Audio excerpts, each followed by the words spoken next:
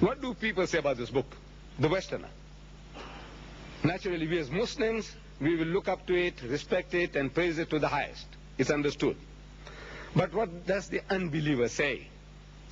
Reverend Bosworth Smith, in his book, Muhammad and Mohammedanism. I think you people here in this country, you all know, I hope you know by now, that there is no such creature as a Mohammedan, and there is no such religion as Mohammedanism. But this man, writing this book more than 50 years ago, the whole world was calling us Mohammedans, and our religion was Mohammedanism. Now you know better that the name of our religion is Islam, a religion of total submission to God's will, and we, the followers, are called Muslims, meaning people who have submitted their wills to the will of God.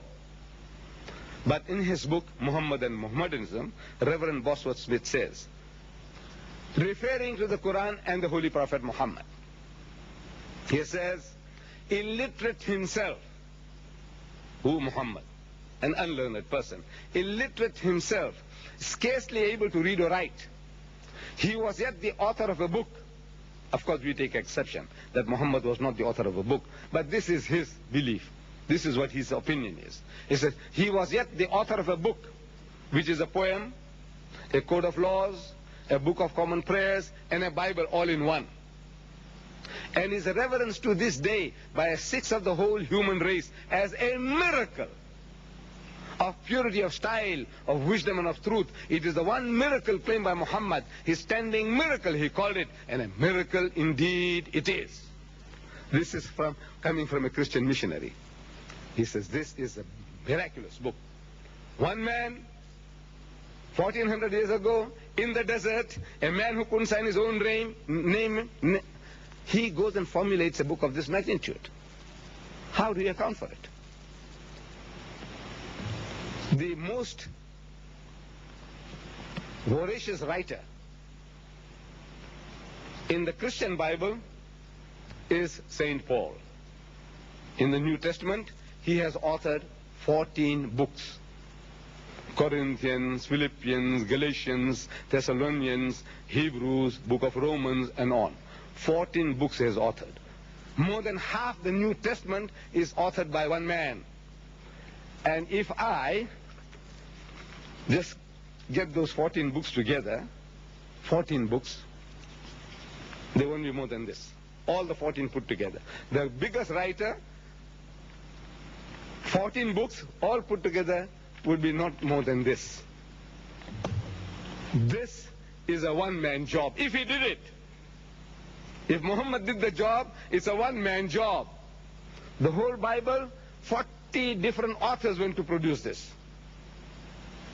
Matthew, Mark, Luke, John, Joshua, Micah, Elisha, Elijah, and on and on. 40 different persons went to formulate this book, the Christian Bible, and this one-man job.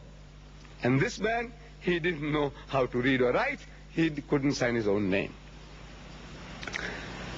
Then A.J. Arbery, an Englishman, he takes the trouble of translating the Qur'an into English. And in his preface he says, whenever I hear the Qur'an chanted, meaning beautifully recited like the young child was doing, whenever I hear the Qur'an chanted, it is as though I'm listening to music. It is though I'm listening to music. Underneath the flowing melody, there is sounding all the time the insistent beat of a drum. It is like the beating of my heart. He can't help. If he understands, he can't help vibrating with it. It is like the beating of my heart. Is a Christian talking. Then Marmaduke Pickthall, an Englishman, he also translated the Quran into English. And when he translates the Quran, in his preface he says that the sound of which moves men to ecstasy and tears. You don't have to be really a believer. If you listen to people like Abdul Samad Abdul Basit reciting the Quran, you just can't help vibrating. I have seen with my own eyes a Frenchman who didn't understand a word of the Quran, the Arabic Quran, and when he's listening to Basit, I can see him swaying. He just couldn't control himself. But there are people who can harden themselves and laugh it off it is quite in order. It depends upon our prejudice. We can develop prejudices and we can ignore the most beautiful things.